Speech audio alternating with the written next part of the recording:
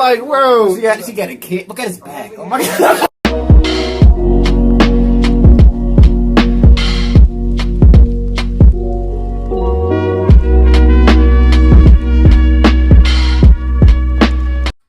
How y'all feeling?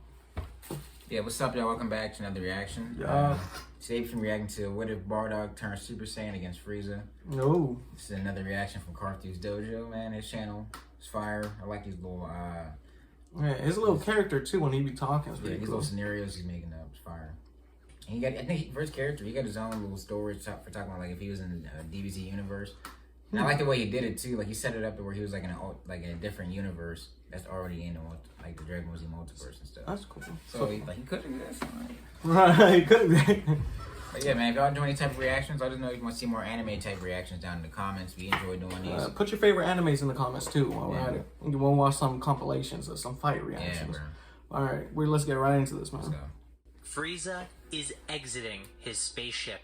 His mission? Destroy planet Vegeta and all the Saiyans that inhabit it. The Super Saiyan, and even to a lesser extent the Super Saiyan God, scared Frieza enough that he wanted rid of the Saiyan race. Imagine did a video of what if he Beerus's turned Super blessing Saiyan was God. just the icing on the cake. So, Frieza looks down at the planet and sees a single Saiyan flying in the upper atmosphere. Seemingly, he knows what's about to happen, but with his power level, he can't stop what's about to happen. So, Frieza launches the Ki Ball at planet Vegeta, maniacally laughing as he does, and waiting to watch the power levels drop to nothing. Bardock fires his own blast back at Frieza, a desperate but useless effort, because even using his non-canon power level of 10,000, which we will use for the sake of this video, he just isn't enough. Yeah. As his own blast is pushed back for ease, 500,000? he Are thinks you about kidding me? behind him. Has his first form? Gine, the woman who changed his life and his outlook. Raditz, stuck with that upstart, arrogant little prince. And Kakarot, sent away to some foreign planet where he may never see his parents again. Kakarot may not even survive, despite how weak the Earth actually is. If Bardock couldn't stop this attack, the family he's come to care about would dissolve right away in front of him. Making it real In emotional. that moment, despair We can't even say became nothing because fear, when we get ads on our and videos now. fear turned to rage. The kindness Gine had instilled in him gave him just enough purity to become what had only been a legend till this point. The Super Saiyan. In an explosive final push, Bardock's blast destroys Frieza's with ease. The power Bardock has as a Super Saiyan is less than Frieza's first form, but Frieza is off guard and holding back.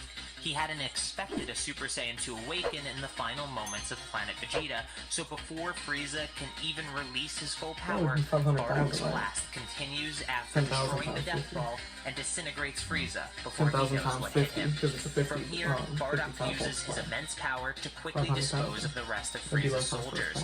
One by one, they fall at his hands. The soldiers who had looked down on and even mocked the Saiyans were finally put down and overthrown by the legend that their emperor feared. On planet Vegeta, a true rebellion had started, but some of Frieza's men were able to destroy the ships and flight bays before they were killed. A final act of vengeance to show the Saiyans were nothing without the Frieza Force. Bardock returns to planet Vegeta and helps finish off the rest of Frieza's men. Then he quickly finds Gine, asking her if she's okay and telling her that something crazy happened. She can tell by the hair, but she tells him not to worry about that now. They have to go get Kakarot now that Frieza is defeated. With no ships on the planet, they'd have to think of something else. Bardock asks some of the royal engineers how long creating new ships will take. They tell the Super Saiyan that without parts from the Frieza Force, it could take over a decade to get one moderately sized ship up and running. That's not including the launch bays and the landing pads. Bardock thinks it over and asks if having a mostly intact ship could speed up the process. The engineer says yes, but where would they get such a ship? The Frieza Force destroyed the ships extremely thoroughly. Bardock doesn't say a word and flies upwards at full speed. He comes back down with Frieza's ship in his arms. He asks the engineer if this will do, and he simply nods. As opposed to making new ships, repairing Frieza's ship The launching and landing bays only takes around 5 years. Not ideal, but better than waiting over a decade. Once the ship is finished, Bardock is told and he gets ready to bring Guinea with him to go get Kakarot from Earth. As he makes his way to the launch bay, he's met by a group of high-ranking Saiyans, and King Vegeta himself.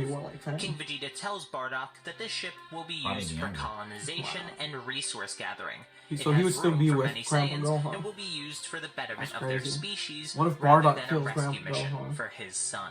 Bardock gets angry. Not only was Frieza's ship something he got for them, they'd all be dead without him. King Vegeta tells him that whether Super Saiyan or not, he's still not the king of the Saiyans. Bardock couldn't believe what he was hearing. The Saiyans living a life of destruction and conquest is what led them to almost be destroyed by Frieza. Did King Vegeta really think returning to that life wouldn't lead to the same thing? Bardock couldn't let this stand any longer. Over the last 5 years, he's managed to further his understanding of the Super Saiyan form, enough to harness its power at will.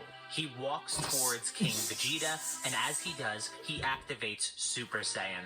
Bardock makes it very clear in that moment that no one will keep him away from his son. King Vegeta sees that he's outmatched, but if he doesn't at the very least challenge Bardock, he'll never be respected by his subordinates ever again. So he charges in.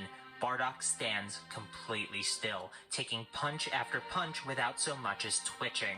A single punch in retaliation was enough to put King Vegeta on the ground, angered by his own failure and weakness. He awaits the finishing blow, but it never comes. Bardock extends a hand to King Vegeta. He doesn't want to be king of the Saiyans. He just wants his son to come home and a new path to be forged for the Saiyans. King Vegeta takes the hand and rises from the ground. He smiles, and Bardock thinks he's finally understood what needs to happen. Fool. So King Vegeta is like maniacal. If he blew up the ship, bro. King Vegeta spits on Bardock's mercy and destroys the repaired Frieza ship in a single blast. Bardock snaps, and with a single punch ends the king's life. He looks around at the other Saiyans, who all immediately kneel before the Super Saiyan. Bardock looks for Guinea, and eventually spots her on the ground, sobbing.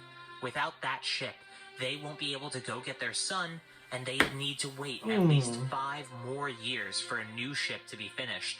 Luckily, they won't have to wait a decade, as new ships were already started. But 5 years longer was something Guinea's emotions just couldn't handle at that moment. Bardock reverts to his base form and helps Guinea off the ground, and the two begin to head to their home, but are stopped before they can leave. A royal advisor to King Vegeta tells Bardock that the Saiyans need a king, and as the person who defeated King Vegeta, Bardock should take that role. This isn't what Bardock wanted. Political power meant very little to him. He just wanted to save the Saiyans, and more importantly, save his family. He almost declines the offer, but he realizes both of his goals would be helped by him becoming the king of the Saiyans. He could chart a new, peaceful path for the warrior race, and he could even focus on getting his son before anything else. Reluctantly, Bardock accepts his new role as king and is escorted to the castle where he is inaugurated and will live for the rest of his days. Over the next 5 years, the lower-class Saiyans came to revere Bardock as more than just a king, but also a messiah. His mission of a peaceful life for the Saiyans was in full effect. The Saiyans under him seemed to enjoy this lifestyle, but that was about to change when the first Saiyan ship was completed and Bardock says he's leaving to rescue his son. The Saiyans didn't understand. A journey like this would take some time both ways, and without their leader, their savior, could they really be safe? Regardless, he is their king, and with the Super Saiyan form, no one could stop him from doing what he wants anyway. So Bardock and Guinea board the newly made ship to retrieve their son. He tells his advisors to take care of things while he is gone, and reassures all the Saiyans that he'll be back as quickly as possible. The Saiyans salute their leader on his way off. So the pair set off on their mission to rescue their son. The round trip would take around a year by itself, not including time spent searching for Kakarot once they arrive on Earth. Meanwhile, news has reached Vegeta, Nappa, and Raditz about the rebellion against and the death of King Vegeta. But this news isn't given to them by the Saiyans. It's a vengeful father and retired emperor, King Cold, who delivers the news, twisting the truth as he tells the tale. Cold tells the Saiyans that Bardock had immediately gone to kill King Vegeta after becoming the Super Saiyan, and Frieza heroically gave his life trying to stop him. This, of course, never happened, but they had no way to know that. Raditz goes to speak up and defend his father, but Vegeta, in a blind rage, blasts him, killing him on the spot. King Cold smiles while not facing the two, and tells them that due to the nature of this tragedy, he will allow the Saiyans to do whatever they feel fit to mourn. The two bow and leave his room. Vegeta tells Nappa that the Saiyans will recognize him as the prince and he will retake his planet, claiming his rightful place as the king of planet Vegeta. So they take one of King Cold's ships and head to planet Vegeta immediately. The journey doesn't take long at all. Only a couple of days after Bardock had left the planet with Guinea, Nappa and Vegeta arrived, back after being gone for a decade on missions of conquest and working directly for King Cold. The Saiyans surround the ship as it lands, suspecting a group of Frieza soldiers to come out seeking revenge. But all their weapons and charged ki blasts are lowered when they see two Saiyans exit the ship. Nappa and Vegeta are welcomed back to the planet with open arms. So, where is this new king of yours? The Saiyans tell the now fully grown prince that Bardock is off-world, and he'd be gone for at least a year. This opportunity is immediately apparent to the young prince. In his absence, it would be my honor to help guide the Saiyans forward on his mission. The Saiyans were clearly upset and lost with the quick departure of Bardock, so they cheered this idea on and accepted Vegeta as a temporary ruler of planet Vegeta. Nappa is surprised to hear Vegeta continue the peaceful life of the Saiyans, but Vegeta tells Nappa that they will be no match for a being that could beat Frieza. They will play Bardock's game while they train in secret to defeat the so-called Super Saiyan. Nappa is still nervous since the Super Saiyan is supposedly unbeatable, but Vegeta reassures him that he will become a Super Saiyan as well. If a low-class warrior like him can achieve that power, then a prince will have no difficulty doing the same. With that, Vegeta and Nappa begin to use the facilities of planet Vegeta to train, even having special training rooms built to exploit Saiyan biology. Meanwhile, King Cold is on his ship pondering his next move. If the Super Saiyan could easily defeat Frieza, then it could potentially defeat him as well. Using Vegeta and Nappa to scout the situation would benefit him greatly, especially if he could get them to be Super Saiyans as well. He could easily defeat this usurper with their unwitting help. With this set, around half a year passes. Bardock and Guinea arrive on Earth using their scouters to locate Kakarot and fly to him, arriving at Mount Paozu right outside the home of Grandpa Gohan. Grandpa Gohan emerges from the hut to confront them. What will happen next? How are you, bro? I doubt he's gonna kill him. He's trying to take the Saiyans to a more peaceful path. And and Grandpa Gohan, I think when he sees Bardock and he sees his hairstyle, he's gonna be like, "You're his father." Like he's gonna. No, that'd be crazy. Like, you're here to pick your son up. Like he's gonna be like, you he's not dumb. He's an old man. He's like, oh, you must be here to get your. He's like, you must be Goku's father. He's like, Goku. He just walks up to him. It's Kakarot. He just picks him up and walk away.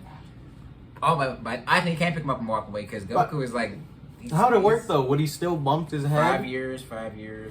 So Goku's at least 10 or 11. No, he's like 13 now. So would he have already met would Grandpa Gohan be dead? No, he wouldn't have met Kami. Well, Grandpa Gohan's still alive. He wouldn't have met Kami. Yeah, that's what I'm saying. So he would just still be young, like 10. When he first met Bulma. Yeah, like around that age. Like this is probably like right before he stepped on him or killed him, whatever. I don't know. Grandpa Gohan would still be alive. This is interesting, man. Like we said, let us know if you want to see more anime reactions down in the comments. You might get a part 2 reaction. Yeah, bro. This was fire. Yeah. We'll see you next time. Peace. Peace. Bardock.